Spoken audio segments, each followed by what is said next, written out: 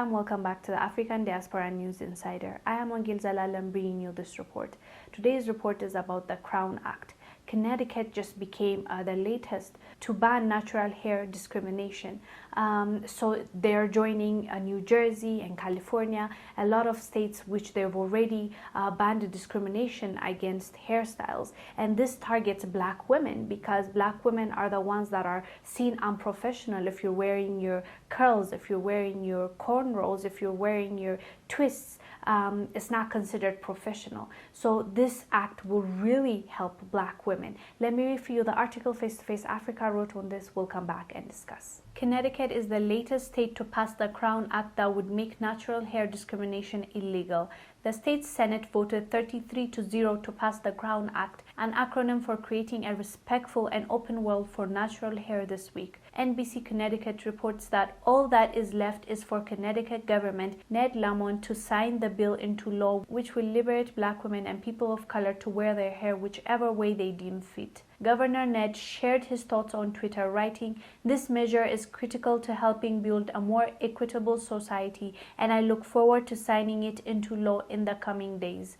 He has always been vocal about any form of hair discrimination because he is aware that such discrimination happens on a daily and black people should not be judged on their hairstyles. Research shows that there is a lower chance for black women with all sorts of natural hairstyles, curly afros, twists, or braids to get job interviews than their white counterparts or black women with straightened hair. The study was by researchers from Duke University, published in the journal Social Psychological and Personality Science. The study indicates how societal preference fuel racial discrimination in the workplace. Participants in the research perceived black hairstyles as less professional, especially for black women in positions for industry with a more conservative outlook. California, New York, Virginia, and New Jersey have all passed similar protections at the state level because black people have had to deal with all forms of attack and racist policies that prevent them from wearing their hair in traditional natural hairstyles.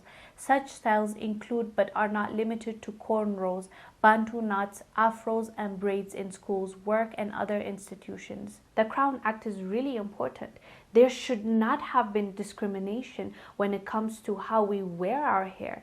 Like, how can you discriminate against my natural curls? How can you discriminate against a protective hairstyle I decide to wear on my head? I'm doing my job, right? I'm doing what I'm supposed to do. Why in the world would you discriminate against me because of the way my hair looks? It just does not make sense. But I'm glad they're coming into their senses and they understand what they've been doing is wrong, and they're changing it, and they're actually putting it in place where black women can wear their hair however they want to wear it. Like that should be up to us. That should be up to the person's preference. Whatever that lady decides to do with her hair is what she should be allowed to wear. And it's just sad that this is happening now. It's better now than never, of course, and it's a good news.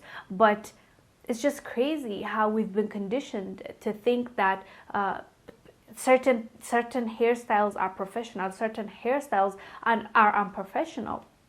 Even in Africa, it is perceived that way. If you're going for a job interview, you straighten your hair, you do what you need to do to look professional, when in fact professional doesn't mean straight hair just because the white lady has a straight hair. It's just something that needed to be addressed, and I'm glad that they have addressed it. And this is not something black women came up with. It's a stat. This actually was done. This research was done, and you were perceived unprofessional if you had curls, if you had your natural curls, if your hair was braided, if it was in twists. Like, the companies would not want to deal with you because of that hairstyle, and you had to always come into work with your straight hair.